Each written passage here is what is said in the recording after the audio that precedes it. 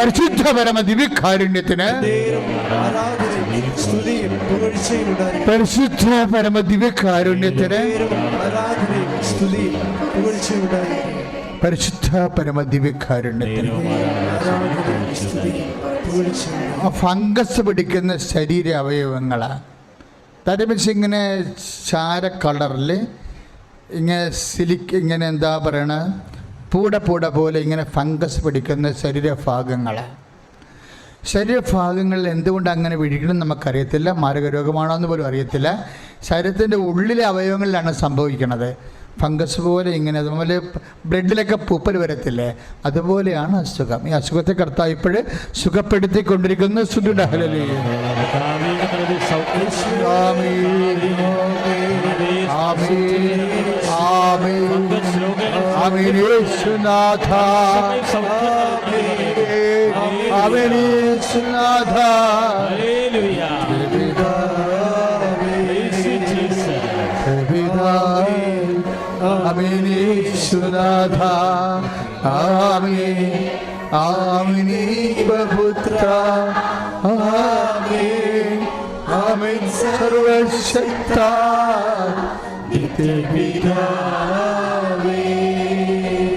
ഒരാൾ അകപ്പെട്ടു പോയാൽ പിന്നെ നിനക്ക് ജീവിതമില്ല എന്ന് തോന്നണ വിഷയങ്ങൾ ഇപ്പോഴും എടുക്കേണ്ടതാണ്.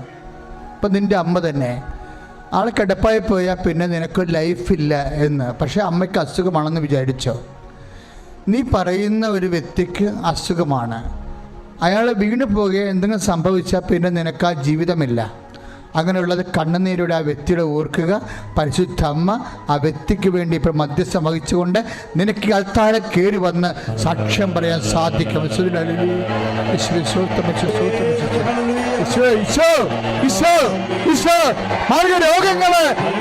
രോഗങ്ങള് ചിരവേദികള് യേശുനാമത്തില് സൗഖ്യം പ്രാപിക്കണേ.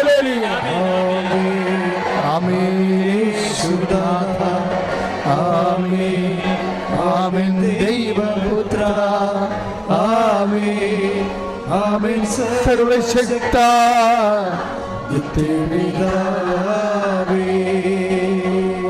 Last chance പ്രാർത്ഥനക്കാരില്ലേ? എന്നുവെച്ചാൽ ഇനി അവർക്ക് വേറെ ഓപ്ഷൻ ഇല്ല. ഒരു പക്ഷേ ലാസ്റ്റ് പരീക്ഷ നീ എഴുതാൻ പോവുകയാണത്, ലാസ്റ്റ് ഇൻ്റർവ്യൂ ആണ് നീ അറ്റൻഡ് ചെയ്യാൻ പോണത്. അവസാന വയസ്സായി നിനക്ക്, ഇനി ഏജ് ഓവറായി, ഇങ്ങനെ ലിവിങ് ഓൺ ദി എഡ്ജായിട്ട് അറ്റത്ത് നിൽക്കുന്ന വ്യക്തികൾ കൈപൊക്കുക. അറ്റത്ത് നിൽക്കുന്ന വ്യക്തികൾ, ഇനി നിനക്കൊരു ഓപ്ഷനില്ല, ഒരു ചാൻസ് ഇല്ല. ആ വ്യക്തികളെ അമ്മ പരിശുദ്ധമ്മ മധ്യസ്ഥത്താൽ കർത്താവ് സ്പർശിക്കാൻ പോകുന്ന സമയമാണ്. സൂര്യയുടെ ഹല്ലേലൂയ.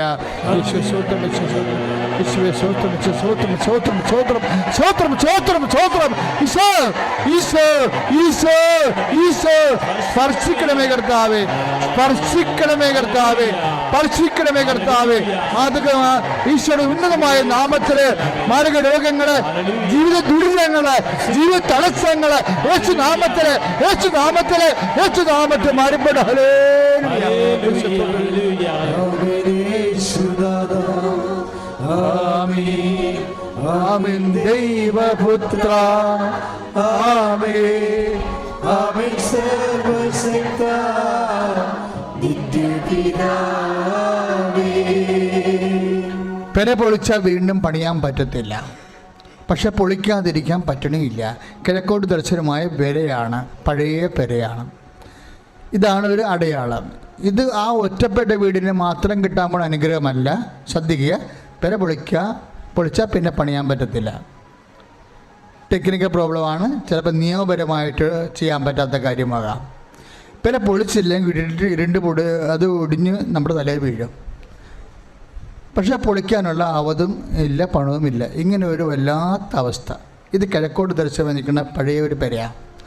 പക്ഷെ ഇത് മാത്രമല്ല വിഷയം. ഇതുപോലെ വീടില്ലാത്തവരെ, വീടിൻ്റെ അകത്തിൻ്റെ ഇതുപോലെ ടെക്നിക്കൽ പ്രശ്നങ്ങൾ ചെന്ന് കുഴങ്ങിക്കിടക്കുന്നവരെ വിടുവിക്കുന്ന സമയമാണ്. അമ്മയുടെ മധ്യസ്ഥത്താൽ അവർക്ക് വിടുതലും പുതിയൊരു വഴിയും കാണിച്ചു കിട്ടുന്ന സമയമാണ്. സ്തുതിയുടെ ഹല്ലേലൂയ.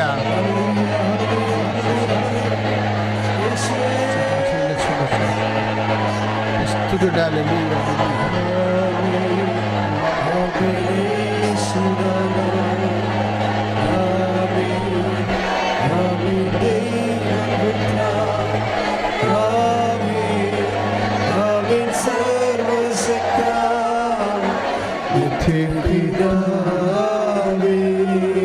ശ്രദ്ധിക്കുക. ഇനി വൈവാഹിക മേഖലയിലാണ് സന്ദേശങ്ങൾ വരുന്നത്.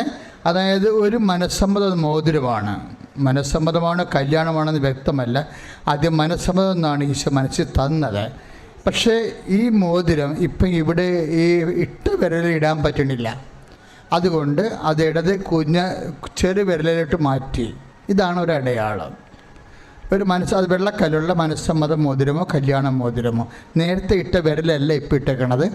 വിരൽ വലുതായപ്പോൾ അത് മാറ്റി ചെറിയ വിരലിട്ട് മാറ്റിയിട്ടു.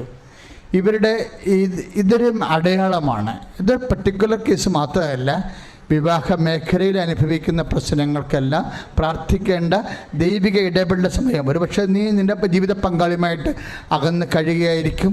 ചിലപ്പോൾ ഒരിക്കൽ നടന്ന മനസ്സമ്മതമായിരിക്കാം. ഇതുവരെ നീ കല്യാണം കഴിച്ചിട്ടില്ലായിരിക്കും. എന്തോ ഒരു ചടവിൽ ചെന്ന് നിൻ്റെ വിവാഹ ജീവിതം വഴിമുട്ടി നിൽക്കുകയായിരിക്കാം. ചിലപ്പോൾ നീ കല്യാണം കഴിച്ച വ്യക്തികളാകാം, പക്ഷെ അകന്ന് താമസിക്കുകയായിരിക്കാം. വൈവാഹിക മണ്ഡലങ്ങളിൽ സംഭവിച്ചിട്ടുള്ള എല്ലാ തടസ്സങ്ങളെയും യേശുക്രിസ്തു ഉന്നതമായ നാമത്തിൽ, സഭയുടെ അധികാരത്തിൽ, ഈശോയുടെ നാമത്തിൽ മാറിപ്പോണെന്ന് കൽപ്പിക്കുന്നു, പ്രാർത്ഥിക്കുന്നു. ഹല്ലേലൂയ.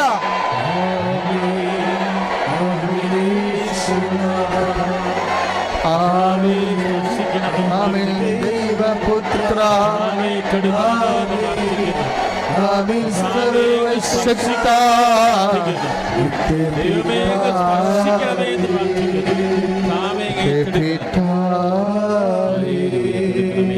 പുറത്തേക്ക് ഇറങ്ങാൻ പേടിയാണ്.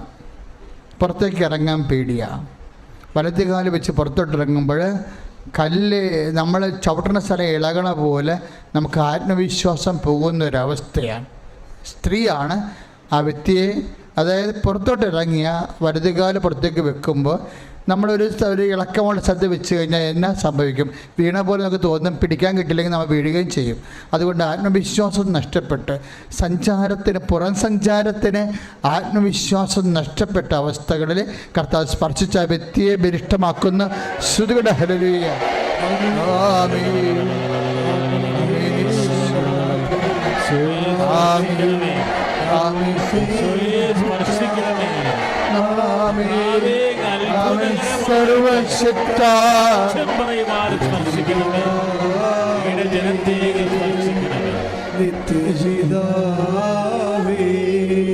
ശരീരത്തിൻ്റെ ചില പാടുകൾ ശ്രദ്ധിക്കുക. ഇപ്പോൾ ഒരു ഓപ്പറേഷൻ വന്നു, നമ്മൾ തുന്നിക്കെട്ടി, പിന്നീട് സ്റ്റിച്ച് എടുത്തു. പക്ഷെ സ്റ്റിച്ച് എടുത്തെങ്കിലും ആ സ്റ്റിച്ച് എടുത്ത സ്ഥലം കല്ലച്ചിരിക്കണം എന്ന് വിചാരിച്ചോ? അവിടെ എല്ല് പോലെ ഇരിക്കണം. മാംസമായിരുന്നു പണ്ടും, പക്ഷേ ഇപ്പോഴും അതിൻ്റെ പുറപ്പെല്ലാം കഴിഞ്ഞപ്പോൾ അതിങ്ങനെ ദൃഢമായി, പേശി ദൃഢമായി എല്ല് പോലെ ഇരിക്കുന്നു. ഇതൊരു ഓപ്പറേഷൻ കേസ് മാത്രമല്ല, ഇതെന്തോ ഒരു പ്രത്യേകിച്ച് ഒരു കേസാണ്. ഒരു ഞരമ്പിൻ്റെ അറ്റമോ എന്തോ ദൃഢമായിപ്പോയി. ഇപ്പം ക്യാൻസറൊക്കെ വരുമ്പോൾ ചില സ്ഥലങ്ങളിൽ ഭയങ്കര ഹാർഡാകത്തില്ലേ? ഇത് ബോഡി പാർട്ട്, ഹാർഡായ പാർട്ടാണ്. ഇവിടെ കർത്താവ് അത് കാരണം നീറ്റൽ, വലിച്ചൽ, അതുപോലെ തന്നെ കുത്തിയുള്ള സൂചി കുത്തുന്ന വേദന, അതിൻ്റെ പേരിലുണ്ടാകുന്ന ശരീരത്തിൽ നീർക്കൊള്ളുന്ന അവസ്ഥ, പനി, ഇങ്ങനെ കുറേ പ്രശ്നങ്ങൾ അതിൻ്റെ അകത്തുണ്ട്. അതുപോലെ ഈ ദൃഢമായ ശരീരഭാഗത്തെ കർത്താവ് പഴയതുപോലെ സൗഷ്ഠവമാക്കി മാർദ്ദവപ്പെടുത്തുകയാണ്. ശ്രുതിയുടെ ഹല്ലേലൂയ.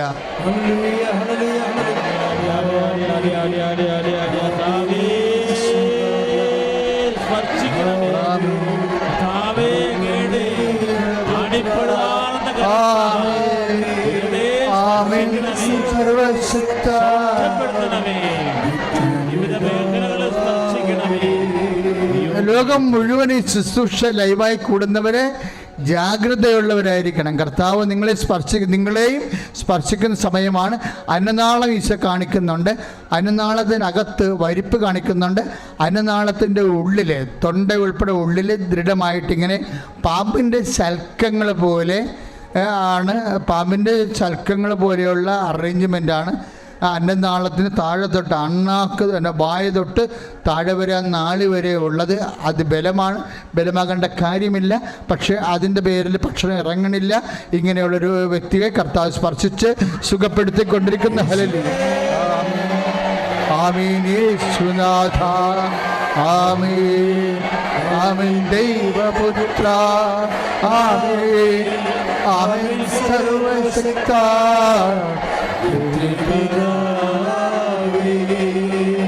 അതിന് ആ വ്യക്തിക്ക് പേരുണ്ട്, തോമസ് എന്ന ആ വ്യക്തിയുടെ പേര്. അന്നനാളത്തിന് ഒരുപക്ഷെ ഒത്തിരിയേറെ സൗഖ്യങ്ങൾക്കാകാം.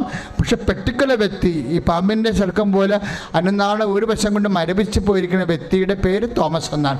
കർത്താവ് ആ വ്യക്തിയെ കർത്താവ് തൊട്ടാണ് സുഖപ്പെടുത്തുന്നത്. ആമേൻ ആമേൻ ദൈവപുത്ര ആമേൻ ആമേൻ സർവശക്ത ശ്രുതികട ഹല്ലേലൂയ.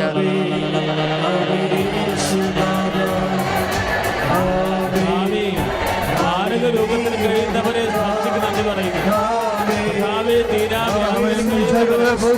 സമാധാനമില്ലാത്തവരെ പക്ഷാവരത്തോടെ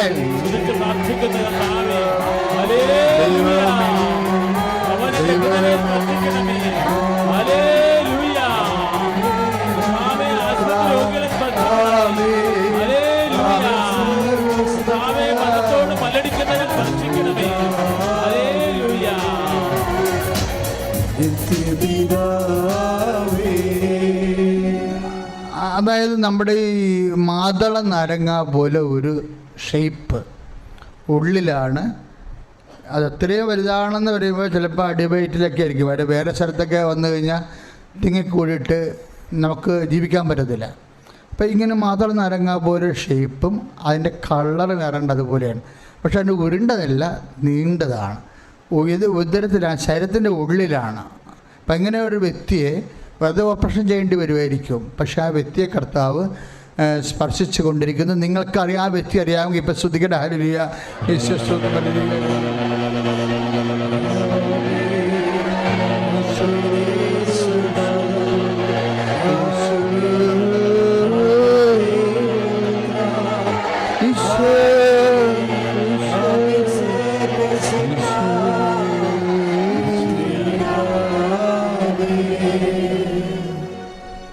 കർത്താവ് വലിയ അനുഗ്രഹങ്ങളാണ് കർത്താവ് നമുക്ക് പകർന്നത്. അനുഗ്രഹം ഇനിയും തുടരാം. ജ്ഞാനസ്നാന വ്രതങ്ങൾ നവീകരിക്കാൻ പരിശുദ്ധാത്മാവ് ഓർപ്പിക്കുന്നുണ്ട്. ജ്ഞാനസ്നാന തൊട്ടി കാണിക്കുന്നു. നീ വീണ്ടും ജനിക്കണമെന്നുള്ള സൂചനയുണ്ട്, വിശുദ്ധീകരിക്കപ്പെടണമെന്നുള്ള സൂചനയുണ്ട്. അതിന് ഉദരാശയ രോഗങ്ങൾ, അതായത് കൺട്രോൾ വിട്ട് വയറ്റിൽ നിന്ന് പോണവരെ, അതുപോലെ തന്നെ അതിൻ്റെ പേരിൽ എരിച്ചിലും പുകച്ചിലും അനുഭവിക്കുന്നവർ, ഭക്ഷണം കഴിക്കാൻ പേടിക്കുന്നവരെ, വയർ പൊള്ളുന്നവരെ കർത്താവ് സ്പർശിച്ച് സുഖപ്പെടുത്തുന്ന ഹല്ലേലൂയ.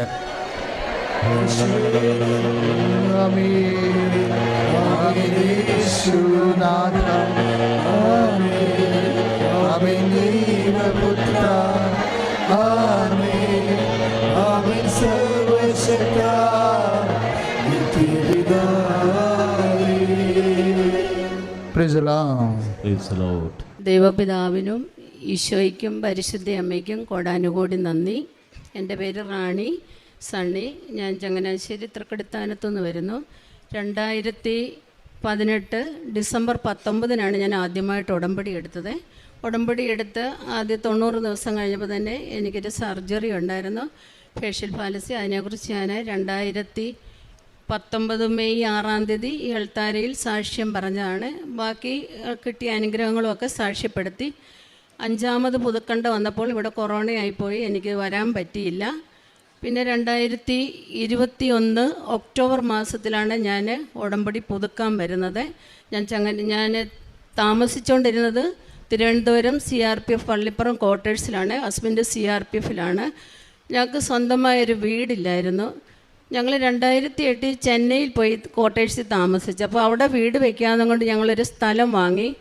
2010 ആയപ്പം അതിൻ്റെ പട്ടയ സംബന്ധമായ കാര്യത്തിന് പോകുമ്പോഴാണ് ആ സ്ഥലത്തിന് മുന്നാധാരത്തിന് പട്ടയമില്ല, വളരെ കോംപ്ലിക്കേറ്റഡ് ആയിട്ട് കിടക്കുവാണ്, ഞങ്ങൾക്ക് വിൽക്കാൻ സാധിക്കുന്നില്ല. വിൽക്കാൻ ആരെങ്കിലും നോക്കാൻ വരുമ്പോൾ അത് തടസ്സപ്പെടുത്തുന്ന കുറച്ച് ആളുകളും ഉണ്ടായിരുന്നു.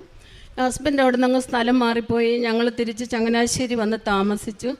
അപ്പോൾ ഞങ്ങൾക്ക് സ്ഥലത്തെക്കുറിച്ച് ഒന്നും ചെയ്യാൻ പറ്റുന്നില്ല. അങ്ങനെ 2018 ഞാൻ തിരുവനന്തപുരം ക്വാർട്ടേഴ്സിലേക്ക് പോവുകയാണ് ചങ്ങനാശ്ശേരിയിൽ നിന്ന്. അവിടുന്ന് ഞാൻ ഇവിടെ വരുന്നത്. എനിക്ക് ചങ്ങനാശ്ശേരി വെച്ച് ഇവിടെ വരാൻ സാധിച്ചില്ല. ഞാൻ ഓർത്തത് ദൂരെ കൂടുതലുള്ള സ്ഥലമായിരിക്കും. അങ്ങനെ തിരുവനന്തപുരത്തുനിന്ന് ഞാനിവിടെ വന്ന് പ്രാർത്ഥിക്കുകയും ഉടമ്പടി എടുക്കുകയും ചെയ്തു.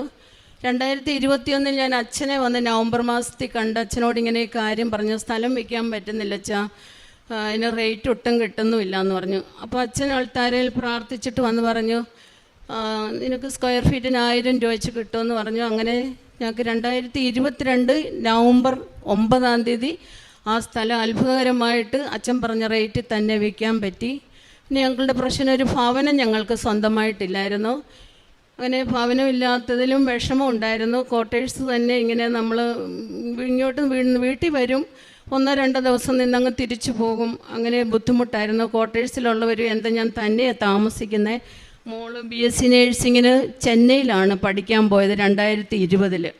പിന്നെ ഹസ്ബൻഡ് വേറെ നോർത്ത് സൈഡിലാണ് ഡ്യൂട്ടി ചെയ്തുകൊണ്ടിരുന്നത്. അപ്പോൾ വീടില്ലാത്തത് കൊണ്ട് ഞാൻ സേഫ്റ്റിക്ക് വേണ്ടി ക്വാർട്ടേഴ്സിൽ നിന്നാണ് ഇവിടെ എല്ലാ മാസവും വരികയും ഉടമ്പടി പുതുക്കാനും പത്രം മേടിച്ച് എല്ലാ മാസത്തിൻ്റെ ആദ്യ ആഴ്ച വരുമായിരുന്നു. പത്രം മേടിച്ച് പ്രേക്ഷിതം ചെയ്യുമായിരുന്നു. അങ്ങനെ 2023 മെയ് 30 മോള് പഠിക്കുന്നിടത്തുനിന്ന് അവധിക്ക് വന്നു. മോൾക്ക് മൈഗ്രെയിൻ്റെ ഒരു തലവേദനയുണ്ടായിരുന്നു 9ാം ക്ലാസ് മുതൽ. അപ്പോൾ പലയിടത്തും നമ്മൾ കാണിച്ചതൊന്നും കുറയുന്നില്ല. അപ്പോൾ പിന്നെ ഞങ്ങളിവിടെ 2023 മെയ് 30 വണക്ക് മാസമുള്ള സമയത്ത് തന്നെ അച്ഛനെ വന്ന് കണ്ട് മോൾക്ക് അത് മോള് പറയും മോൾക്ക് കിട്ടിയ അനുഗ്രഹങ്ങൾ. പിന്നെ മോൾ നേഴ്സിങ്ങിന് പോയപ്പം ഞങ്ങൾക്ക് അത്ര താല്പര്യമില്ല. മോൾ നേഴ്സിങ്ങിന് പോയാൽ എങ്ങനെ ഇവളുടെ ആറ്റിറ്റ്യൂഡ്, ഇവളെങ്ങനെ അതൊക്കെ ചെയ്യുമെന്ന് അന്ന് ഞാൻ പ്രാർത്ഥിക്കുമായിരുന്നു നിരന്തരം. അറപ്പും വെറുപ്പും ഇല്ലാതെ ഈശോയെ ശുശ്രൂഷിക്കാനായിട്ട് മോളെ ഒരുക്കണേ ഈശോയെ, അവൾക്ക് അതൊന്നും ബുദ്ധിമുട്ടില്ലാതെ പഠിക്കാനായിട്ടുള്ള കൃപ കൊടുക്കണേന്ന് അതിൻ്റെ എല്ലാ കാര്യവും മോള് സാക്ഷ്യത്തിൽ മോളുടെ അനുഭവങ്ങൾ പറയും. ഇങ്ങനെ 2023 മോളെ തലവേദനയുടെ കാണിക്കാൻ വന്നപ്പം ഭവനമില്ലാന്ന് എഴുതി. അതെന്ത് ചെയ്താലും എന്നെ ഇവിടെ സ്റ്റേജിൽ പറയിപ്പിക്കത്തില്ല. കാരണം എനിക്ക് വാടക ചീട്ട് ചോദിച്ചു. ഞാൻ ഗവൺമെൻറ് ക്വാർട്ടേഴ്സിൽ താമസിക്കുന്നുണ്ട്. അതൊക്കെ ഹസ്ബൻഡിൻ്റെ ഒഫീഷ്യലായിട്ടുള്ള കാര്യം എൻ്റെ കയ്യിൽ കിട്ടത്തില്ല. ഞാൻ അമ്മയോട് തിരിഞ്ഞു നിന്ന് സങ്കടം പറഞ്ഞിട്ട് പോയി, അമ്മേ ഇനി എനിക്കിങ്ങനെ ഇവിടെ വന്ന് തിരുവനന്തപുരത്തു നിന്നുള്ള വരവല്ലേ, വന്ന് തിരിച്ച് ഞങ്ങൾക്ക് 6 മണിക്ക് മുന്നേ ക്വാർട്ടേഴ്സിലെത്തണം. പിന്നെ ഞാൻ തന്നെയൊക്കെ കയറുമ്പം ഗേറ്റിൽ നമുക്ക് എവിടെ പോയി എന്താണെന്നൊക്കെ ചോദിക്കാം. ആ ഒരു ഭയത്തിൽ ഞാൻ പെട്ടെന്ന് വന്നു പെട്ടെന്ന് പോകും. അല്ലാതെ ഉടമ്പടി ധ്യാനമൊക്കെ കൂടുമ്പം എത്ര എളുപ്പം അങ്ങ് ക്വാർട്ടേഴ്സിലെത്താൻ നോക്കുമായിരുന്നു. അങ്ങനെ ഞാൻ അമ്മയോട് പറഞ്ഞിട്ട്, അമ്മ ഇനി എനിക്ക് അച്ഛനടുത്ത് ഇത് പറയാനായിട്ട് ഇടതരാതെ എനിക്ക് വാടക ചീട്ടില്ലാതെ പറയാൻ പറ്റത്തില്ല, എനിക്ക് വീട് തരണമെന്ന് പറഞ്ഞു. മെയ് 30 പറഞ്ഞിട്ട് പോയി. ജൂലൈ 24 ഹസ്ബൻഡ് പെട്ടെന്ന് അവിടെ നിന്നൊരു ലീവിന് വന്നു. അവിടെ ചൂട് കൂടുതലാണെന്ന് പറഞ്ഞ് വന്നു. അങ്ങനെ ഞങ്ങൾക്ക് ചങ്ങനാശ്ശേരിയിലൊരു തൃക്കടിത്താനത്തൊരു വീട് കാണാനിടയായി. വീട് കണ്ടിട്ട് കുഴപ്പമില്ല, പക്ഷേ അത് പെയിൻ്റ് അടിക്കാതെയൊക്കെ ഇങ്ങനെ വാടകക്കാർ താമസിച്ച് 5 വർഷത്തോളം വളരെ മോശമായിട്ട് കിടക്കുക. കണ്ടിട്ട് പോയെങ്കിലും 11.5 സെൻറ്റ് സ്ഥലമുണ്ട്. കണ്ടിട്ട് പോയി തിരുവനന്തപുരത്തിന് ഇവിടെ വന്നു മാതാവിനോട് പറഞ്ഞിട്ട് തിരിച്ച് ഞങ്ങൾ തിരുവനന്തപുരത്ത് പോയി. അപ്പോൾ അമ്മ പറയുക, വീട് എടുക്കാനുള്ളൊരു ഉൾബോധ്യം നമുക്ക് തരുക, ഈ വീട് നിങ്ങൾ എടുക്കുന്നത്. അങ്ങനെ ഞാൻ ഹസ്ബൻഡിനോട് ഓഗസ്റ്റ് മാസം ആദ്യം വന്ന് അവർക്ക് എഗ്രിമെൻറ്റ് കൊടുത്തു. വീടെടുത്ത് കഴിഞ്ഞപ്പോൾ അവിടെ വാടകക്കാരുണ്ട്. അത് 2025 മെയ്യിലേ അവർ ഇറങ്ങത്തുള്ളൂ, അവർ കയറിയതേ ഉള്ളൂ. അപ്പം ഞാൻ മാതാവിനോട് പ്രാർത്ഥിച്ച, അമ്മ തന്ന വീടിന് അമ്മ തന്നെ എല്ലാം നടത്തിക്കൊള്ളണേ, ഞങ്ങൾക്ക് എവിടെ താമസിക്കണമെന്നുള്ളത് പോലും ഞാൻ മാതാവിനോട് ഈശോയോടും പറയായിരുന്നു. ഈശോ ആഗ്രഹിക്കുന്ന സ്ഥലത്ത് ഞങ്ങൾക്കൊരു വീട് തരണേ, ഞങ്ങൾക്ക് എവിടെ ഒരു ഗ്രാഹ്യവും ഇല്ല അതിനെക്കുറിച്ച്, എവിടെ താമസിക്കണം. ഹസ്ബൻഡ് ദൂരെ ജോലി ചെയ്യുന്നു, ഞങ്ങൾക്ക് 2 പേർ കൂടെ ഒന്ന് സംസാരിക്കാനും ഒന്നും അതിനെക്കുറിച്ച് പറ്റുന്നില്ല.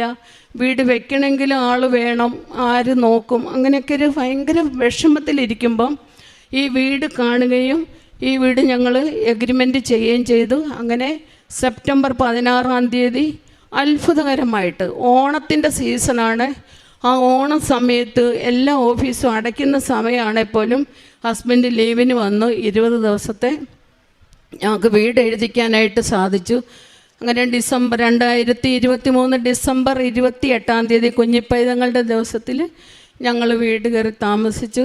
ഞാൻ എപ്പോഴും മാതാവിനോട് 3 ഡേറ്റ് പറയും. എനിക്കൊരു മോനുണ്ടായിരുന്നു, അവൻ 2004 ഡിസംബർ 7 ജനിച്ചതാണ്. 2009 ഡിസംബർ 30 കുഞ്ഞ് ഈശോയുടെ അടുത്തേക്ക് പോയി. പ്രാർത്ഥനാപൂർവ്വമുള്ള നല്ല പ്രാർത്ഥിക്കുന്ന കുഞ്ഞായിരുന്നു. അതിനൊരു മെഡലോ ബ്ലാങ്കറ്റോ ട്യൂമർ. അപ്പം ഞാൻ എന്നും പറയും, ഒന്ന് ഷെമിമോൻ്റെ സ്വർഗത്തിലെ പിറന്നാളിന് ഈശോയെ എനിക്കൊരു ഭവനം തരണേ, ഷെമിമോനെ പ്രതിയുള്ള സ്നേഹത്തെ പ്രതി എനിക്കൊരു ഭവനം തരണേ എന്ന് ഞാനിങ്ങനെ പ്രാർത്ഥിച്ചു. അങ്ങനെ സെപ്റ്റംബർ 16 വീട് എഴുതാൻ പറ്റി. ഡിസംബർ 28 കുഞ്ഞിപ്പേ ഞങ്ങളുടെ തിരുനാളിന് ഞങ്ങൾ വീട്ടിൽ കയറി താമസിച്ചു. ഞാൻ സാക്ഷ്യം പറയാൻ 3 പ്രാവശ്യം വന്നപ്പോൾ മോൾക്ക് കിട്ടിയ അനുഗ്രഹങ്ങളോടെ മോൾ സാക്ഷ്യപ്പെടുത്തണമെന്ന് പറഞ്ഞു. മോളുടെ 4th ഇയർ കംപ്ലീറ്റ് ആയി. മിനിഞ്ഞാന്നാണ് റിസൾട്ട് വന്നത്. ഇന്നലെ മോൾക്ക് പല്ലിൻ്റെ ഇച്ചിരി ബുദ്ധിമുട്ടുണ്ടായിരുന്നു എടുത്തതിൻ്റെ. അതുകൊണ്ട് ഇന്ന് തന്നെ മോൾ വന്ന് സാക്ഷ്യം പറയുന്നു. ഈശോ തന്ന ഈ അനുഗ്രഹത്തിന്. പിന്നെ കിണറ്റിൽ വെള്ളം വീടെടുത്ത് കഴിഞ്ഞപ്പോഴാണ് ഓട്ടോ പിടിച്ച് വീട്ടിലേക്ക് വരുമ്പോഴാണ് ഓട്ടോക്കാർ പറയും, അയ്യോ ഈ വീട് നിങ്ങളാണോ എടുത്തത്, ഇവിടെ വെള്ളമില്ലാത്ത കിണറാ, ഇവിടെ ഡിസംബർ തൊട്ട് വെള്ളം അടിക്കേണ്ടതാണെന്ന് പറഞ്ഞു. ഞാൻ വന്നേ പിന്നെ മാതാവിൻ്റെ ഉപ്പും തൈലവും തേനും ഇട്ട് പ്രാർത്ഥിച്ചു. കിണറ്റിലെ വെള്ളം ഇവിടെ കൊണ്ടുവന്ന് മാതാവിൻ്റെ അടുത്ത് പ്രാർത്ഥിച്ച് തിരിച്ചുപോയി. എനിക്ക് 2 വർഷവും തക്ക സമയത്ത് മഴ തന്ന് കിണറ്റിൽ ആവശ്യത്തിന് വെള്ളമുണ്ട്, ഒന്നിനും ഒരു കുറവില്ലാതെ നല്ല സൗകര്യത്തോടു കൂടി ഒരു വീട്, ഞങ്ങൾക്ക് ഉതകുന്ന ഒരു വീട് ഈശോ തന്ന അനുഗ്രഹിച്ച് ഈശോയ്ക്കും അമ്മ മാതാവിനും കോടാനുകോടി നന്ദി അർപ്പിക്കുന്നു. ഈ മോളുടെ സാക്ഷ്യം മോൾ പറ. Praise the Lord. എൻ്റെ പേര് ഷാരോൺ. ഞാൻ ചെന്നൈയിലാണ് BSc നഴ്സിംഗ് പഠിച്ചത്. മെയ് 30 2023 എനിക്ക് ഈ മൈഗ്രെയിൻ ആയതുകൊണ്ട്, മൈഗ്രെയിൻ ഉള്ളവർക്കറിയാം, വെട്ടം, ഇങ്ങനെ മണം, എനിക്ക് ഭയങ്കര ബുദ്ധിമുട്ടായിരുന്നു. അപ്പോൾ കിംസിൽ നിന്ന് അവർ എനിക്ക് സെഡേറ്റീവ് മെഡിസിൻസാണ് തന്നെ. ഇപ്പോൾ രാത്രി എടുത്താൽ ഞാൻ ഒരു ഉച്ചയാകുമ്പോഴായിരിക്കും എണീക്കുന്നത്. എന്നെ മമ്മി പറഞ്ഞു ഇവിടെ വരാമെന്ന് പറഞ്ഞു. എനിക്ക് അതിലുകൂടെ ഒരു ദേഷ്യം വേറെ ഒന്നും ഇല്ലായിരുന്നു. കാരണം ട്രാവൽ ചെയ്യണം, തിരുവനന്തപുരത്തു നിന്ന് വരണം, സൗണ്ട് ഒച്ച, എനിക്കങ്ങ് തല പൊട്ടുന്ന വേദനയായിരുന്നു. അപ്പം അച്ഛൻ ഇവിടെ ആൾക്കാരെ വന്ന് എൻ്റെ തലയെ കൈവച്ച് പ്രാർത്ഥിച്ചപ്പം ഞാൻ മനസ്സിലൊന്നും പ്രാർത്ഥിച്ചില്ല. കാരണം അതുപോലെ തലവേദനയായിരുന്നു എനിക്ക് പൊട്ടുന്ന വേദന. മൈഗ്രെയിൻ ഉള്ളവർക്കറിയാം അതിൻ്റെ ബുദ്ധിമുട്ട്. ഞാൻ ശരിക്കും ഒന്നും പ്രാർത്ഥിച്ചില്ല. എൻ്റെ മനസ്സിൽ ഞാൻ, ദൈവമേ അങ്ങേക്ക് ഇഷ്ടമുള്ളതുപോലെ, അന്ന് ഞാൻ എക്സാം കഴിഞ്ഞ് നിൽക്കുക, ഞാൻ മനസ്സിൽ പറഞ്ഞതുപോലെ അങ്ങേക്ക് എന്താണോ ഇഷ്ടം അതുപോലെ അങ്ങ് ആക്കി തരണേന്ന് ഞാൻ പ്രാർത്ഥിച്ച് ഇവിടുന്ന് വീട്ടിൽ ചെന്ന്, എൻ്റെ മനസ്സിൽ ഇതുണ്ട്. ഞാൻ അന്ന് രാത്രി മരുന്ന് കഴിച്ചില്ല. അന്നേരം ഞാൻ എൻ്റെ മനസ്സിൽ ഇങ്ങനെ ഡൗട്ട് വെക്കുക, ചിലപ്പോൾ നാളെ വരുമായിരിക്കുമെന്ന് ഓർത്തിങ്ങനെ നിൽക്കുക. പിറ്റേ ദിവസവും ഞാൻ മരുന്ന് കഴിച്ചില്ല. അന്നേരം പിന്നെ അമ്മയോട് പറയണമല്ലോ, കാരണം അമ്മ വന്ന് എന്നെ കൊണ്ടുവന്നിട്ട് ഞാനിങ്ങനെ എൻ്റെ മനസ്സിലുണ്ട് തലവേദന വരുന്നില്ലല്ലോ. കാരണം അതിനു മുന്നേ ഞാൻ പല പ്രാവശ്യവും പള്ളി കുർബാനയുടെ ഇടയ്ക്ക് ഒരു കാരണവുമില്ലാതെ, കാരണം ഫാനുണ്ട്, ആൾക്കാരും അത്ര ഇല്ല, ഒരു റീസണും ഇല്ലാതെ ഞാൻ പല പ്രാവശ്യം തല ഇറങ്ങി വീണിട്ടുണ്ട് ഈ വേദന കാരണം കുർബാനയുടെ ഇടയിലൊക്കെ. എന്നിട്ട് ഇവിടെ വന്ന് പ്രാർത്ഥിച്ചതിൻ്റെ ഫലമായി മെയ് 30 2023 ആ ഒരു 3 ദിവസം ഞാൻ കഴിച്ച മരുന്നേ ഉള്ളൂ. പിന്നെ തിരിച്ച് ഹോസ്റ്റലിൽ പോകാൻ ഞാനൊരു 6 മാസത്തെ ബൾക്ക് മരുന്നാണ് കിംസിൽ നിന്ന് വാങ്ങിച്ചുകൊണ്ട് പോയത്. ഇന്നേ വരെ ഞാൻ മരുന്ന് കഴിച്ചിട്ടില്ല. പിന്നെ നഴ്സിംഗ് ആയതുകൊണ്ട് അറിയാം, എനിക്ക് ഈ മൈഗ്രെയിൻ ഉള്ള കാരണം കുറേ കെയർ സ്റ്റഡിയും കെയർ പ്ലാനും ഉറക്കൊളിച്ചും 12 hours ഡ്യൂട്ടിയൊക്കെ ഉണ്ട്. ഇത് കഴിഞ്ഞ് ഞാൻ പോയിട്ട് ഞാൻ 3-4 ദിവസം 24/7 എനിക്ക് ഡ്യൂട്ടിയായി എഴുതാനുണ്ടായി. 3 ദിവസമൊക്കെ ഉറങ്ങാതിരുന്നിട്ടുണ്ട്. എന്നിട്ട് പോലും എനിക്ക് തലവേദന വന്നിട്ടില്ല. ഇപ്പം എൻ്റെ വിഷ്ഡം ടീത്ത് 2 എടുത്തു. ഇപ്പം ഇതെടുത്തിട്ട് ഇവിടെ 3 സ്റ്റിച്ച് ഉണ്ട്. ഞാൻ എടുത്തതേ ഉള്ളൂ. നല്ല അടിവാഴത്തിൽ നിന്ന് തോണ്ടി അവരെടുത്തത്. എന്നിട്ട് പോലും എനിക്ക് തലവേദനയില്ല. എന്ത് ചെയ്താലും തലവേദനയില്ല. പനി വന്നാലും ഇല്ല, വെയിൽ കൊണ്ടാലും ഇല്ല. എനിക്ക് ഇത്രയും വർഷമായിട്ട് 23 ഞാൻ ആ അനുഭവിച്ച വേദന അല്ലാണ്ട് ഇത്രയും വർഷമായിട്ട് എനിക്ക് തലവേദനയില്ല. പിന്നെ നഴ്സിങ്ങിന് പഠിക്കുന്ന സമയത്ത് ഓരോ വർഷവും എനിക്ക് ഇതുപോലെ ബുദ്ധിമുട്ടുണ്ടായിരുന്നപ്പം ഫസ്റ്റ് ഇയറിൽ എനിക്ക് മലയാളം വായിക്കാൻ അറിയത്തില്ല. മമ്മിയാണ് ഉടമ്പടി എടുത്ത്. മമ്മി കൊറോണയുടെ സമയമായതുകൊണ്ട് എനിക്ക് കാശ് രൂപം തന്നു വിട്ടു. അപ്പോൾ ഈ പ്രത്യക്ഷീകരണ പ്രാർത്ഥനയൊന്നും എനിക്ക് ചെല്ലാൻ അറിയത്തില്ല. ഞാൻ പഠിച്ച സ്ഥാപനത്തിൽ എനിക്ക് 1 മണിക്കൂറേ ഉള്ളൂ ഫോൺ. ആ സമയം കൊണ്ടൊന്നും ചെയ്യാൻ പറ്റത്തില്ല. കാരണം ഹോം സിക്കാണ്, നമ്മൾ പെട്ടെന്നൊന്നും ചെയ്യാൻ പറ്റത്തില്ല. എക്സാമിൻ്റെ സമയം എൻ്റെ ഒരു കൂട്ടുകാരിക്ക് പാൻക്രിയാറ്റൈറ്റിസ് ആയിട്ട് അവളെ എൻ്റെ കൂടെ വന്നതാണ്. അപ്പം അവളുടെ കൂടെ നിന്നില്ലെങ്കിൽ നമ്മൾ മാത്രം പോയി സെപ്പറേറ്റ് പഠിച്ചാൽ ശരിയാവത്തില്ല. തലേന്ന് എല്ലാം അവളുടെ കൂടെ, അവൾക്ക് ഭയങ്കര ഛർദിൽ. ഞാൻ പുസ്തകം തൊട്ടിട്ടില്ല. ബയോ കെമിസ്ട്രി ന്യൂട്രീഷൻ്റെ എക്സാം ആയിരുന്നു. എനിക്ക് ഉറപ്പായിരുന്നു ഞാൻ തോറ്റു പോകുമെന്ന്. കാരണം ഞാൻ പഠിച്ചിട്ടേ ഇല്ല. 2 സെറ്റ് പേപ്പറാണ്. ഞാനത് എഴുതി. എനിക്കൊന്നും എഴുതാൻ അറിയാഞ്ഞിട്ട് ഞാൻ എഴുതി. ഞാൻ വന്ന് കരഞ്ഞ് അമ്മ എനിക്ക് പ്രത്യക്ഷീകരണ പ്രാർത്ഥന ഇട്ട് തന്നു. അതെനിക്ക് പകർത്തി എഴുതാൻ മലയാളത്തിൽ അറിയത്തില്ല. അപ്പോൾ എനിക്കൊരു ബെന്തിക്കോസ് കൂട്ടുകാരിയുണ്ട്, അവൾ എനിക്ക് മലയാളത്തിൽ എഴുതി തന്നു എൻ്റെ ഫോൺ ടൈമിങ്ങിൽ. അവൾ എന്നെ പറഞ്ഞ് പഠിപ്പിച്ച പ്രാർത്ഥന. ആ പ്രാർത്ഥന അങ്ങനെ പഠിച്ച് ഞാൻ ചാപ്പലിൽ പോയി. സമയമൊന്നുമില്ല, എനിക്ക് എപ്പോൾ മനസ്സിൽ തോന്നുന്നു അപ്പോൾ ഒക്കെ ഞാൻ അത് പ്രാർത്ഥിക്കുമായിരുന്നു. മനസ്സറിഞ്ഞ് ഞാൻ ഒത്തിരി പ്രാർത്ഥിക്കുന്ന ഒരു ടൈപ്പല്ല ഞാൻ, പക്ഷെ പ്രാർത്ഥിക്കുമ്പോൾ ഞാൻ മനസ്സറിഞ്ഞ് ഉരുകി പ്രാർത്ഥിച്ചു. റിസൾട്ട് ഒരു സാറ്റർഡേ വന്നു. മാം ഇങ്ങനെ റോൾ നമ്പർ വൈസ് എല്ലാവരുടെയും ഫെയിലായവരുടെ പറയുക, കാരണം ഞങ്ങളുടെ ഫോണില്ലല്ലോ. അന്നേരം എൻ്റെ റോൾ നമ്പറിന് മുന്നുള്ളവർക്ക് വരെ 2 സബ്ജക്റ്റ് ഫെയിലായി. അത് കഴിഞ്ഞുമായി എൻ്റേത് പറഞ്ഞപ്പം എൻ്റെ പേരില്ല. അപ്പോൾ ഞാൻ മാമിനോട് ചോദിച്ചു, മാമിന് തെറ്റിപ്പോയത് എൻ്റെ റോൾ നമ്പർ ഉണ്ടോന്ന് നോക്കെന്ന് പറഞ്ഞു. മാം പറഞ്ഞില്ല. പിന്നെ എനിക്ക് സംശയമായി. ഞാൻ ചോദിച്ചാൽ അല്ല യൂണിവേഴ്സിറ്റി ഇനി ഒന്നുകൂടെ ഇടുമായിരിക്കും റിസൾട്ട്, എൻ്റെ പേരില്ല. മാം പറഞ്ഞില്ല, ഇതാ ഫൈനൽ പാസ്സായി. അതുപോലെ ഈ 4 വർഷവും എനിക്ക് തന്ന അത്ഭുതങ്ങൾ വളരെ അധികമാണ്. എനിക്ക് കാശ്രൂപം കൊണ്ടുപോകാൻ പറ്റാത്ത സമയത്ത് ഈ ഉടമ്പടി പത്രത്തിൻ്റെ ഫ്രണ്ടിലെ ലോഗോ കീറി ID കാർഡിൽ വെച്ചിട്ടൊക്കെയാണ് എക്സാം എഴുതിക്കൊണ്ടിരുന്നത്. ഒത്തിരി അനുഗ്രഹം പറഞ്ഞാൽ ഒത്തിരി നീണ്ടുപോകും. ഞാൻ ഉടമ്പടി എടുത്തിട്ടില്ല, എന്നാൽ പോലും മമ്മി ഉടമ്പടി എടുത്തതിൽ കുറേ അനുഗ്രഹം എനിക്ക് കിട്ടിയിട്ടുണ്ട്. മാതാവിന് വളരെ നന്ദി.